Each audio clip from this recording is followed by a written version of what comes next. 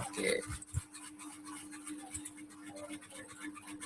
Ya, nanti pusatnya langsung di itu ya, langsung diatur supaya siswa mengunci suaranya, dan saat share dimatikan aja itunya, anytotnya, biar nggak bisa coret-coret. Ini saya buat jadi host. Ya, silakan. Sudah. Oke, selamat pagi anak-anak. Namo Buddhaya. Namo Buddhaya. Pada hari ini kita akan belajar tentang bakti anak kepada orang tua. Mungkin anak udah diajarkan di sekolah ya tentang bakti anak kepada orang tua, tentang Sigala Wada Sutta ya. Nanti anak perhatikan, nanti kalau misalkan di akhir nanti ada tanya jawab, boleh tanya jawab Parlan ya? Boleh.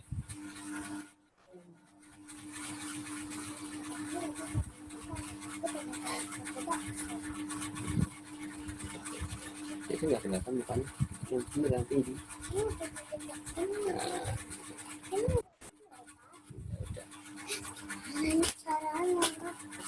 Udah. Kelihatan nggak nih Pak Parlan? Kelihatan. Oke, anak ya. Jadi hari ini adalah kita akan belajar tentang sutra bakti seorang anak ya. Anak-anak pasti kan punya orang tua semua ya. Anak-anak pasti sayang sama orang tua semua. Nah mungkin juga di sekolah minggu, anak-anak sering juga belajar nih tentang sutra bakti seorang anak.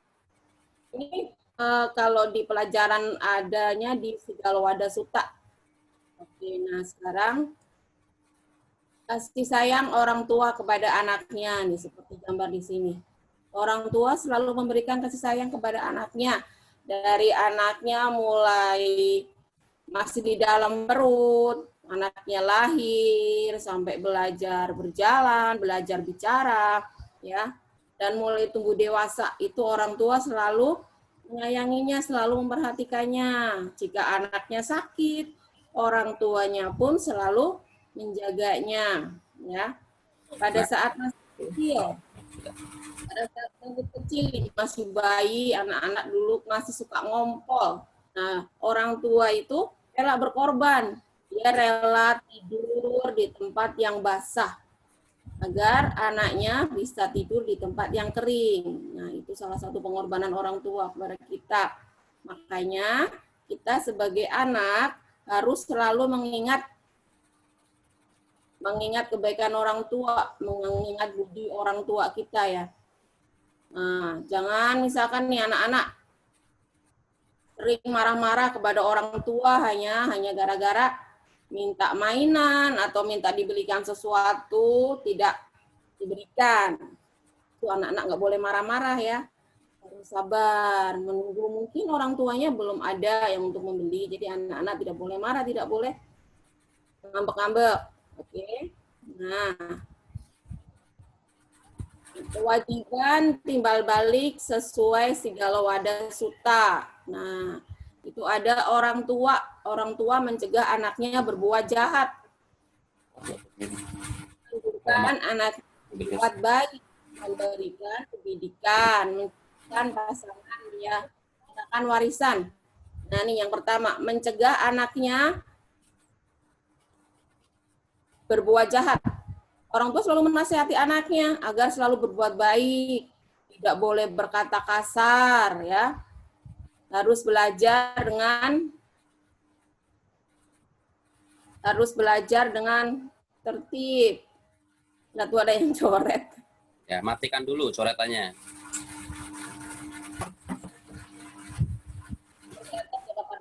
Yang ada gambar pensil, Pak Parlan? Yang itu dari sistem.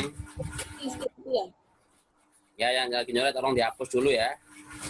Yang nyoret tadi dihapus supaya kegiatannya berjalan lancar. Ayo.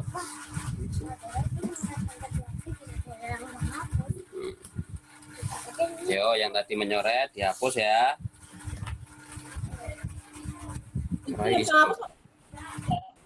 Udah lewatin aja, terusin. Bisa ngapus?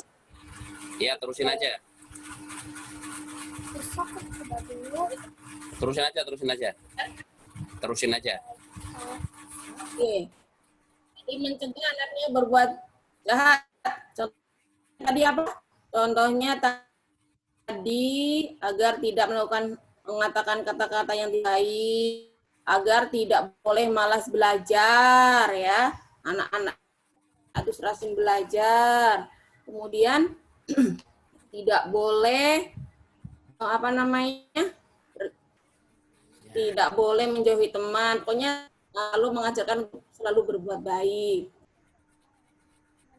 Kemudian memberikan pendidikan. Contohnya tuh anak-anak di sekolah, anak ada juga yang dikasih les, anak-anak diberikan pendidikan supaya pintar, belajar, diberikan HP agar bisa belajar juga. Ya, jadi anak-anak juga nih kalau diberikan HP untuk belajar, anak-anak jangan disalahgunakan. HP-nya bukan untuk belajar tapi untuk main game. Itu juga tidak boleh ya. Jadi kalau diberikan HP untuk belajar, anak-anak untuk belajar, untuk mencari misalkan mencari materi di internet atau belajar dari YouTube tuh. Kan Pak Parlan juga sering nge-share di YouTube tuh tentang pembelajaran. Boleh tuh anak-anak buka YouTube, cari channelnya Dede Acim tuh, di situ banyak tuh Pak Parlan. Mencarikan pasangan. Nah, ini nanti kalau anak-anak sudah besar nih, anak-anak sudah besar, sudah bekerja, sudah waktunya untuk menikah, orang tua juga akan mencarikan pasangan yang baik, ya. Kalau misalkan nanti orang tua melarang anaknya menikah dengan ini karena tidak baik, ya anak-anak juga harus patuh, harus perhatikan. Kemudian menyerahkan warisan. Menyerahkan warisan itu memberikan warisan kepada anaknya, misalkan orang tuanya, kalau orang tua yang kaya mempunyai harta banyak, mempunyai rumah banyak, mempunyai mobil banyak, misalkan itu nanti dibagi-bagi kepada anaknya, ya. Misalkan anaknya ada 5, berarti dibagi 5. Nah, kemudian sekarang kewajiban anak. Nah, kewajiban anak itu apa ya? Tuh ada menyokong orang tua, berbakti, menjaga kehormatan, menjaga warisan, mengurus persembahyangan setelah orang tua meninggal. Nah, ini kalau ini yang terakhir bulan ini kita sudah mulai bisa ya. Nih yang pertama menyokong orang tua. Nah, jadi nanti kalau anak-anak sudah dewasa, sudah bekerja, sudah memiliki uang, ya anak-anak harus menyokong orang tua.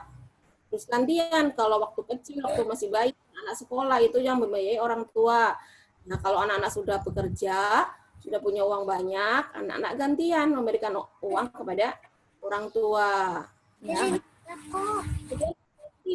Nah, ini anak-anak harus berbakti kepada orang tua. Terus patuh pada orang tua. Nah, contoh yang paling mudah nih berbakti pada orang tua, belajar dengan rajin, belajar dengan giat, ya. Itu udah berbakti, sudah membuat orang tua bangga, ya. Nah, itu membuat bangga orang tua, ya. Itu salah satunya itu yang paling mudah, belajar dengan giat, tidak boleh malas. Kalau ada tugas dari guru kerjakan, tidak boleh mengulur-ulur waktu. Nah, itu salah satu yang paling mudah. Kemudian, nah kalau orang tua kita sedang sakit, anak-anak juga bisa nih membantu orang tua. Caranya apa? Misalkan mengambilkan obat untuk orang tua, memberikan minum untuk orang tua, ya. Nah, itu salah satu yang paling gampang kita berbakti sama orang tua. Kemudian apalagi?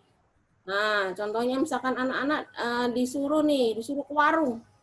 Misalkan siapa ya namanya, si Udin nih, Udin kamu ke warung dong sebentar, ibu lagi repot belikan ibu misalkan sasa atau apa. Nah, anak-anak harus mau ya, harus melaksanakannya, pergi ke warung membelikan apa yang ibu suruh. Nah, kemudian menjaga kehormatan. Menjaga kehormatan gimana caranya ya? Nih, kalau anak-anak gampangnya, misalkan anak-anak tuh harus selalu berbuat baik. Kalau di sekolah, misalkan harus sopan pada guru, menghormati guru, belajar dengan rajin, mendapatkan juara. Nah, itu tuh udah menjaga kehormatan orang tua. Kan pasti bilang, itu anak siapa ya? Kok pinter amat? Itu anak siapa? Kok pandai amat? Nah, pasti orang tuanya akan disebut.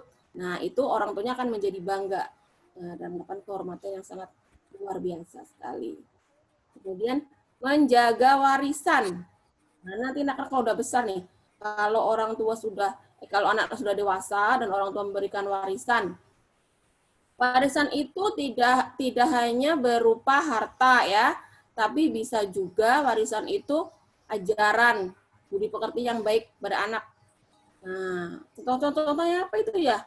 Contohnya nih, orang tua memberikan warisan pendidikan, misalkan moral, selalu menghormati orang tua, menjaga orang tua, mematuhi orang tua, itu juga salah satu warisan kebaikan dari orang tua. Anak-anak harus menjaganya, anak-anak juga harus mewariskannya nanti kepada anaknya, anak-anak lagi, memberikan pelajaran yang baik, memberikan budi pekerti yang baik. Nah, itu juga adalah salah satu menjaga warisan. Itu selain dari harta ya. Kemudian ada mengurus persembahyangan setelah orang tua meninggal dunia. Nah, ini biasanya kita lakukan pada saat bulan ini nih, bulan kalau orang Cina bilang bulan Joko ya. Nah, nanti kita nih sudah masuk bulan ini nih, persembahyangan kepada orang tua nih, pada leluhur. Nah, kalau mungkin kalau yang orang Cina ya, yang mamanya Chinese, melakukan sembahyangan ini nih. Kita juga umat Buddha ada, biasanya disebut patidana ya, Pak Parlan ya? Ya. Dana, iya. Ini mengingat, kita mengingat leluhur, memberikan pelimpahan jasa kepada leluhur. Nah, Enggak usah dulu sih. Bentar.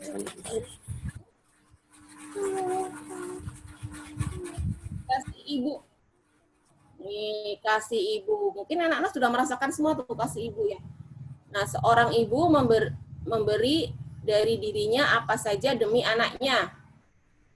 Kemudian tanpa cinta hamil, melahirkan, dan mengurus anak akan dirasakan sebagai penderitaan.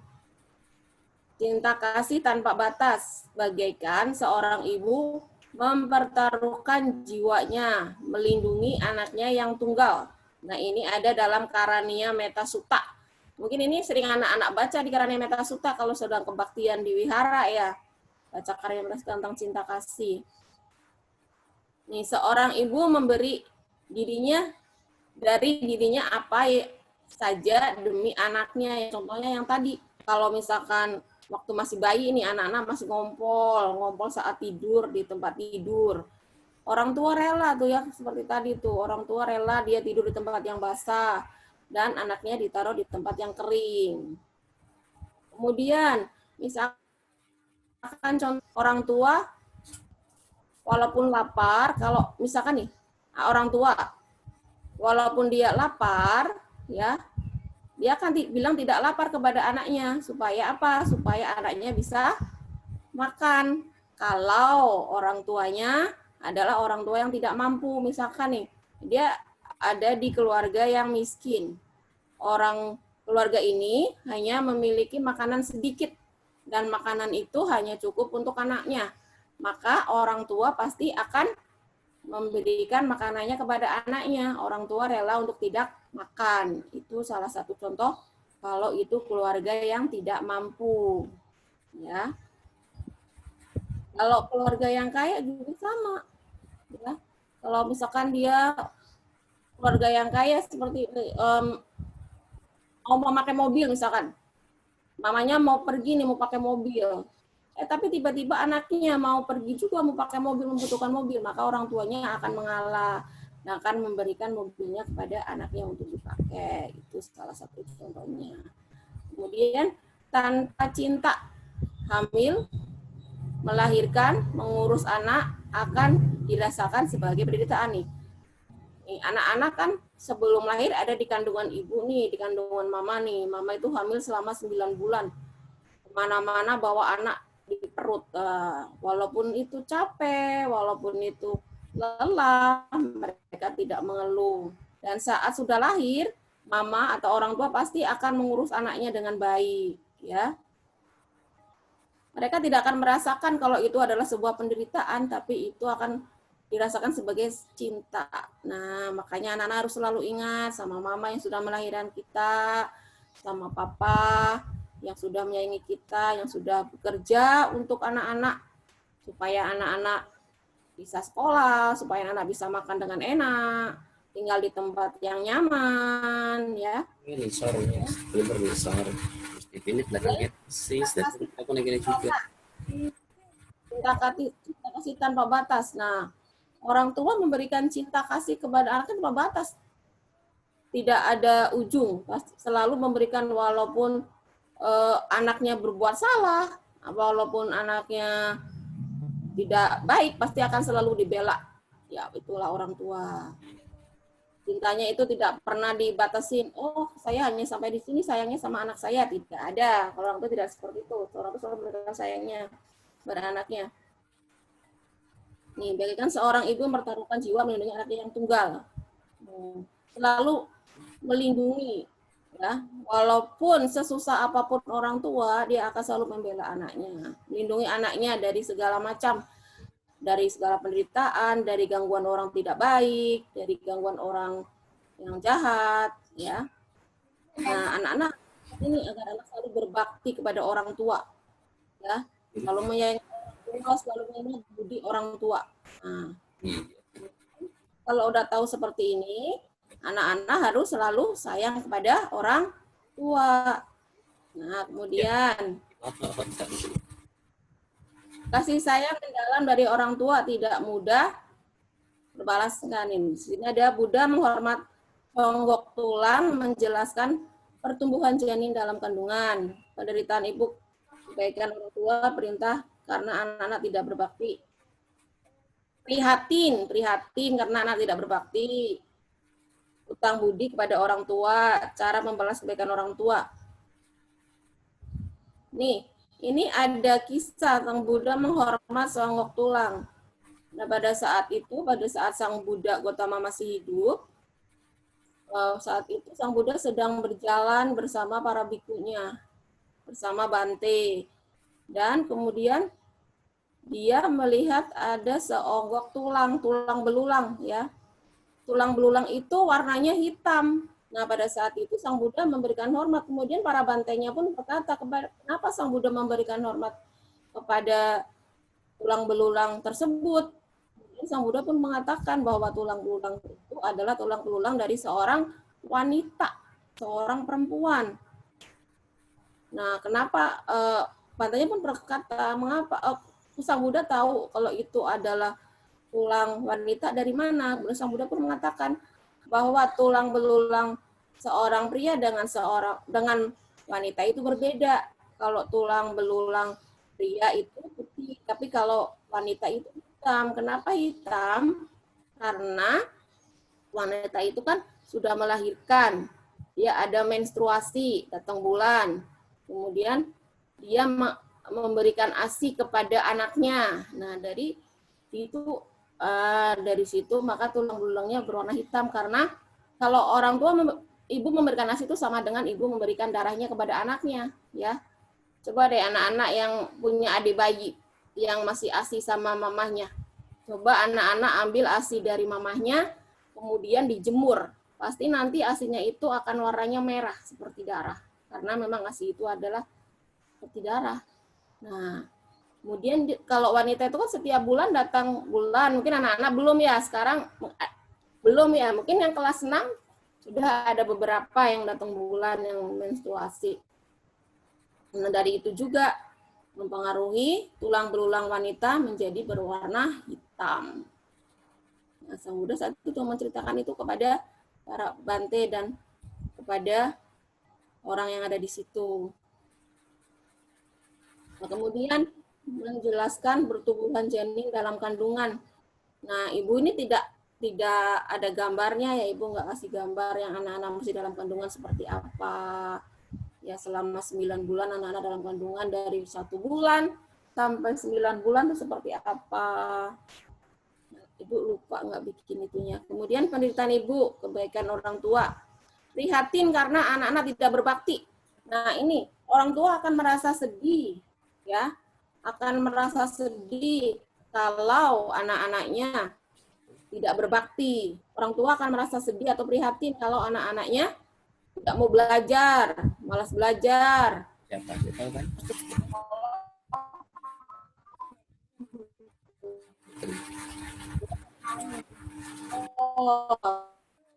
Itu akan merasa tidak hati. Orang tua kan dibilangin agar misalkan nih, kamu pagi hari itu sekolah minggu. Nah, tapi anaknya malah marah-marah.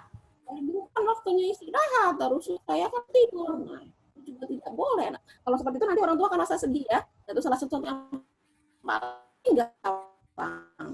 Nah, jadi anak-anak jangan sampai membuat orang tua merasa prihatin atau merasa sedih karena tidak berbakti ya. Jadi kita sebagai seorang anak harus selalu menjaga, harus selalu berbuat baik karena orang tua merasa bahagia. Utang budi kepada orang tua. Nah, ini kita sebagai anak selalu memiliki rasa utang budi kepada orang tua. Nah, budi orang anaknya tidak bisa dibalas, ya. Sampai kita meninggal pun budi orang tua tidak akan bisa dibalas. Utang budi orang tua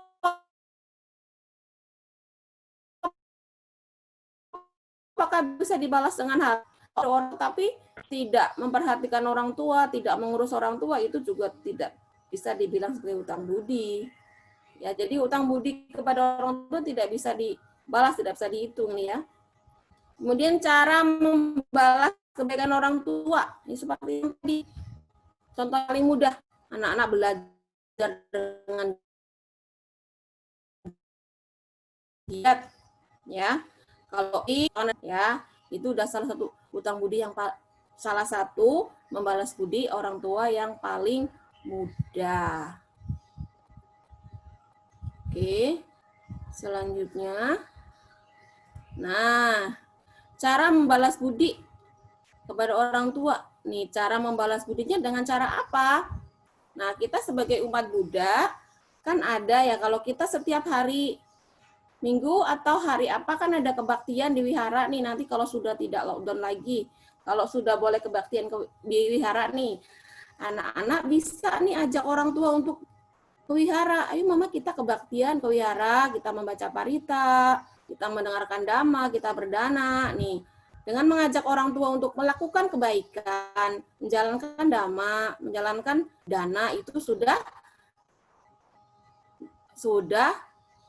membalas budi, walaupun hanya sedikit. Tapi dengan mengajak orang tua untuk berbuat baik itu nanti akan hasilnya akan baik. Orang tua akan terakhir di alam yang bahagia kalau sudah meninggal, bisa di alam dewa, ya, anak-anak juga. Kemudian nih, selain kebaktian apa lagi nih? Mendengarkan bimbingan dharma, mendengarkan dhamma desana. Ya, kalau sekarang kan tidak bisa ke wihara, tapi kan sekarang banyak tuh dhamma-dhamma yang disiarkan lewat online nih, ya, seperti Bante. Ini Bante siapa, ada yang tahu nggak? Bante Panyawaro ya. Nah, nih. Jadi anak-anak bisa mengajak orang tua untuk menerapkan dharma, ya, walaupun tidak di wihara bisa dengan mengikuti sum-sum yang sering ada kebaktian, menerapkan dharma dari online. Kemudian nih, berdana saat bulan Katina. Nih, mengajak orang tua untuk berdana kepada Bante, kepada biku. Bisa berdana apa aja, bisa jubah, bisa uang, dan bisa yang lainnya. Nah, ya. Nah, ini ada yang di rumah juga mungkin ada yang punya altar ya. Pasti punya altar semua. Itu juga bisa tuh dengan mengajak mama atau papa untuk selalu baca parita atau sembahyang di rumah. Nah, dengan mengajak orang tua untuk berbuat kebaikan, menjalankan dhamma ini juga udah salah satu membalas budi orang tua, ya. Membuat orang tua menjadi bijaksana, tuh kan. Murah hati dengan apa nih? Dengan sering berdana, bijaksana, sering menerangkan dhamma, ya. Yang tadinya marah-marah tidak marah-marah lagi. Nah, itu kan udah berbuat baik. Oke, kemudian selalu mendoakan orang tua agar sehat dan bahagia. Nah, sebagai anak kita harus selalu mendoakan orang tua. Karena orang tua pun selalu mendoakan anaknya agar selalu sehat, bahagia, dan sukses. Kita juga sebagai anak nih, harus selalu mendoakan orang tuanya agar orang tuanya selalu bahagia, orang tuanya tidak pernah bersedih, orang tuanya selalu sehat, ya. Ya, kita harus selalu mendoakan orang tua dimanapun kita berada. Tidak hanya waktu kebaktian saja kita mendoakan orang tua, tapi dimanapun kita berada, kita bisa mendoakan orang tua. Nah, nih ada memberikan contoh perilaku yang baik orang tua kepada anak. Nah, jika seseorang memperlakukan orang tuanya dengan tidak baik, maka saat sudah tua, anaknya juga akan mengikuti sikap orang tuanya dan akan memperlakukan orang tua dengan tidak baik. Nah, salah kurang nih. Dengan baik nih. Misalkan nih kan anak-anak orang tua nih, mama misalkan mama sering marah-marah. Anak-anak suka dengerin itu enggak? Pasti anak nanti ini juga bisa memperlakukan itu kepada anaknya yang lain. Nah, ini mungkin ada mama-mama yang ikut ini sekolah minggu nih ya. Jadi nih contoh perilaku orang tua kepada anaknya itu adalah salah satu yang mempengaruhi sikap anak kita terhadap orang tuanya. Sikap kita nanti sebagai anak kalau memperlakukan orang tua kita tidak baik, juga anak kita nanti akan tidak baik. Nih. Jika seorang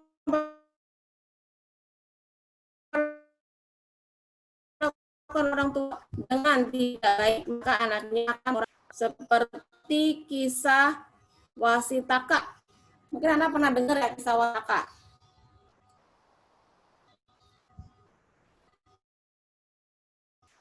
Ini ancaman karma nih, kisah anaknya ikut masuk ke gerobak. Nah, di situ ada anaknya memiliki istri. Istrinya ini kurang baik. Dia menyuruh suaminya agar membuang ayahnya ke kuburan, ya. Jadi dia menyuruh suaminya menyiapkan kereta nih, menyiapkan gerobak yang ditarik oleh kuda untuk membawa orang tuanya ke kuburan dan meninggalkan orang tuanya di sana. Nah, pada saat itu nih ayahnya tidak tahu nih, orang tuanya tidak tahu kalau anaknya dia masih punya anak kecil ya. Jadi dalam keluarga ini ada kakek, ayah, ibu sama anaknya. Nah, ibunya ini tidak suka dengan kakeknya. Jadi dia menyuruh suaminya untuk membuang anaknya.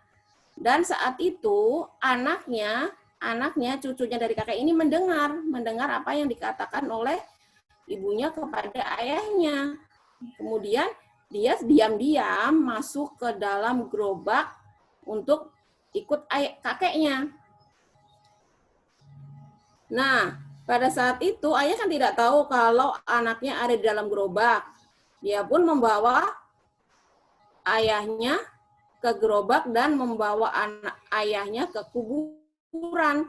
Dan pada saat akan membuang anaknya, dia melihat ada anak juga di dalam gerobak itu. Dan si anak kemudian, ayah kan terkejut, kenapa kamu ada di sini?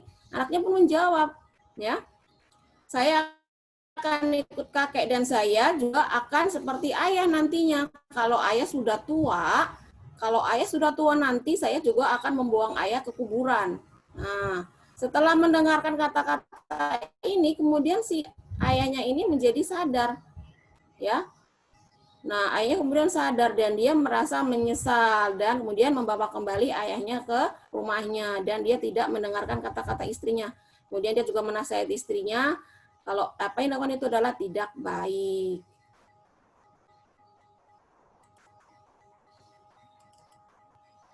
Nah, kemudian berbakti pada orang tua saat orang tua sudah meninggal. Tadi ada tuh di poin berapa tuh? Nah, ini nanti biasanya kita melakukan ini saat bulan Joko. Ya, ini bulan sekarang. Ini sekarang sudah masuk ke bulan Joko atau masuk bulan Patidana. Ulambana. Kalau biasanya agama Buddha menyebutnya dengan Ulambana atau Patidana. Kalau orang Chinese bilangnya Joko. Jadi persembahyangan ini adalah biasanya nih mereka pergi ke makam untuk membersihkan makam. Jadi makam-makam dari orang tua, dari nenek, kakek, oco, emak, semuanya dibersihkan. Makamnya dibersihkan, kemudian mereka datang ke makam itu memberikan persembahyangan. Biasanya kalau orang Chinese itu suka memberikan ada buah-buahan di situ. Ada buah. Kadang juga ada makanan di situ, ada buah, ada lilin, ada hio, ya. Itu kalau mereka pergi ke makam. Biasanya juga sembahyang ini biasanya juga dilakukan di rumah. Di rumah. Kalau ibu biasanya juga melakukan sembahyang ini di rumah. Jadi di rumah besar, di rumah orang tua kita sembahyang bersama di situ. Kalau dalam agama Buddha biasanya kita akan membacakan parita untuk para leluhur, parita untuk arwah-arwah yang tidak mendapatkan limpahan jasa dari keluarganya, arwah-arwah yang sudah dilupakan sama keluarga-keluarganya. Nah, pada saat bulan ini nih, bulan Ulambana, bulan Joko, bulan Batidana ini, kita ada kesempatan sangat baik untuk melakukan pelimpahan jasa itu. Dan biasanya pada saat bulan ini juga, kalau orang Chinese itu ada kepercayaan ya. Jadi banyak makhluk-makhluk yang tidak terlihat pada saat ini. Jadi nanti kalau misalkan anak-anak membuang air panas, jangan langsung dibuang. Jadi airnya biar adem dulu, baru dibuang. Kalau misalkan berjalan juga permisi-permisi ya. Oke, itulah kepercayaan dari orang Chinese. Juga kepercayaan dari semua umat Buddha juga ada. Jadi biasanya kalau di wihara-wihara, mungkin kalau yang sekarang sudah boleh kebaktian apa tidak ya. Ada beberapa wihara yang sudah boleh kebaktian dan mungkin sudah melakukan ulambana ini atau patidana ini. Ya. Kalau kita belum bisa ke wihara, bisa melakukannya di rumah. Melakukan persembahyangan di rumah. Kalau lebih bagus lagi kita ke makam, membersihkan makam orang tua kita, leluhur kita, ya. Jadi bakti anak kepada orang tua itu harus kita terapkan dari usia paling kecil ya. Dari sekarang anak-anak sudah bisa mempraktekkan ini. Parlan punya sudah habis belum? Pak Parlan, keluar ya. Oke anak-anak, ini ada kisah kasih sayang seorang ya. Tapi pakainya bahasa Inggris, pintar bahasa Inggris ya. Nanti kalau anak-anak yang pintar, nah, terjemahkan artinya ya. Kelihatan nggak ini gambarnya? Jadi kalau nggak konspirasi kita mengajarkan kita kalau sesuka apapun orang tua kita selalu terlihat bahagia, selalu terlihat ceria, selalu terlihat menyenangkan di mata orang tuanya, walaupun sebenarnya dia itu merasa sebenarnya dia pun menderita, dia harus bekerja keras untuk bisa membuat anaknya bahagia. Tapi dalam kisah ini si anak kecil ini mengetahui kalau ayahnya ternyata bekerja keras, kalau ternyata ayahnya bukanlah pekerja kantoran seperti yang setiap hari dia berangkat pakai jas seperti ini. Ternyata ayahnya itu bekerja sangat keras. Nah, kita bisa lihat di sini filmnya. Mudah-mudahan bisa kelihatan. Oke. Kedengeran nggak suaranya? Daddy is the sweetest daddy in the world.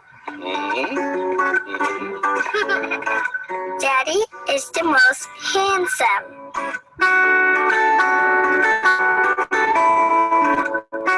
The smartest.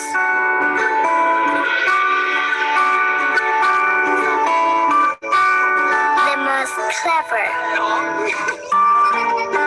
The kindest.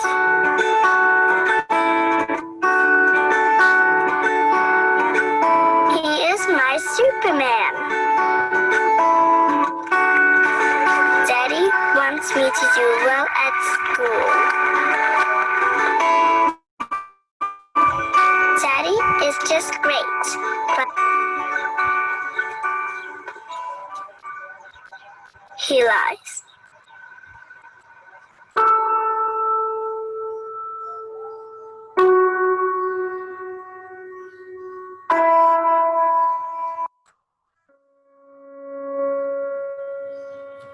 He lies about having a job. Dia berbohong tentang pekerjaannya.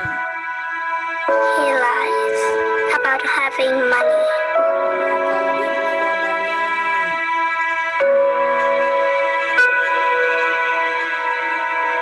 He lies that he's not tired.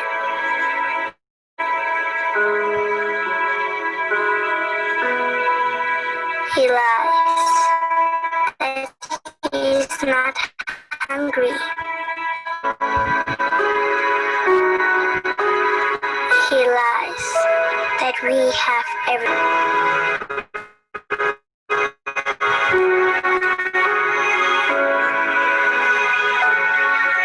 He lies about his happiness.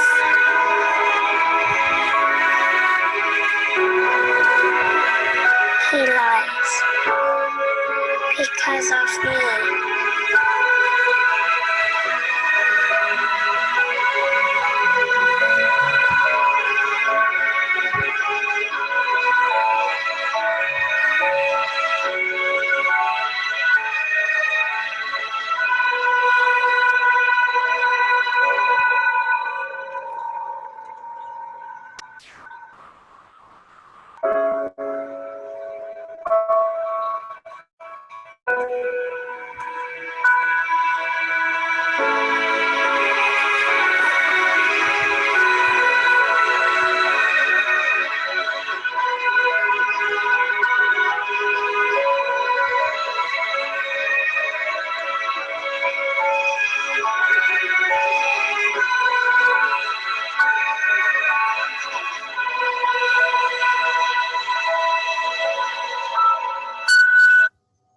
Nah, itulah kisah perjuangan seorang ayah untuk anaknya agar anaknya bisa selalu bahagia.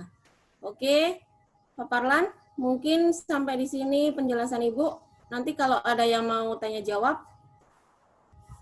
Pak Parlan. Pak Parlan Oke. mana ya? Oke, terima kasih Ibu Sati yang telah memberikan banyak materi tentang jasa dari orang tua. Ya. Ya, tadi sangat menarik tuh. Dari kemarin Bapak Ibu guru sering memberi materi mengenai jasa orang tua. Betul ya? Nah, itu penting anak-anak. Yang saat ini kalian masih orang tuanya masih lengkap, sangat beruntung. Sangat bersyukur. Kenapa? Karena setiap saat kalian bisa membalas jasa orang tua secara langsung. Tapi kalau yang sudah tidak ada, kalian juga cukup beruntung. Bisa juga membalas jasa-jasa orang tua kalian dengan cara mati dana. Hana saja tidak bisa membalas secara langsung. Ya, ini masih ada waktu kira-kira 7 menit. Silahkan yang mau bertanya jawab. Coba di raise hand. Di HP kalian ada tanda raise hand, coba. Kita belajar menggunakan teknologi. Coba pakai raise hand, siapa yang mau raise hand, yang mau bertanya, silakan. Belajar bertanya. Jadi, nanti kalau yang sudah raise hand, baru saya buka suaranya. Ya, coba. Kita belajar teknologi, siapa yang mau bertanya, di HP kalian ada raise hand. Kalau nggak bisa raise hand, ada tanda jempol atau tanda tepuk tangan. Silakan. Nyalakan itu kalau yang mau bertanya.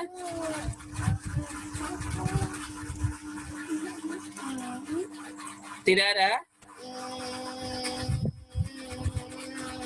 Oke, sepertinya tidak ada yang mau bertanya. Ya, iya, kalau nggak ada ya demikian tadi mengenai dhamma yang disampaikan oleh Ibu Sati. Semoga kalian bisa mempraktekkan dalam kehidupan sehari-hari. Yang jauh lebih penting adalah prakteknya, Nana. Jadi kalian tadi sudah diberi materi sehingga kalian sudah paham. Nah, setelah paham ini nggak cukup. Paham itu kalian harus mempraktekkan dalam kehidupan sehari-hari. Baru yang namanya Dhamma Ajaran Sang Buddha itu membawa manfaat. Begitu ya anak-anak ya. Baik, coba sekarang sebelum selesai saya mau foto dulu, tapi fotonya kali ini saya minta beranjali kalian. Bisa? Coba fotonya kalian beranjali, saya foto. Silakan nyalakan seluruh videonya. Seluruh videonya dinyalakan, anjali deh. Ya, kemudian kalian beranjali dan saya foto. dari halaman pertama ya. Ini ada 3 halaman. Itu cuma yang benar. Ya, ada 3 halaman. 1 halaman pertama. 1, 2, 3. Ya, tunggu sebentar. Saya simpan dulu halaman 1. Ini diperlukan anak-anak karena kita harus membuat laporan kepada dinas dan sekolah juga. Oke. Sekarang halaman 2. Minta tolong beranjali. Semua dinyalakan videonya. Ya, semua nyalakan videonya. Halaman kedua sudah beranjali semuanya. Oke, bagus. Saya foto ya. Si Ryuta, tolong beranjali Ryuta. Si Ananda Cetandean juga sama, ayo. Ya, dilihatkan fotonya. Oke, saya foto untuk halaman kedua. 1, 2, 3. Oke, tunggu sebentar.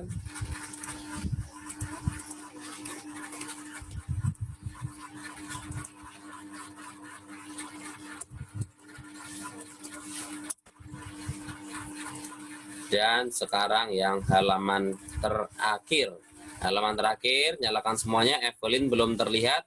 Wirya juga belum terlihat. Keirensa Suryen. Brian McArgus. Nah, oke. Sudah dinyalakan. Oke, beranjali juga. Saya foto.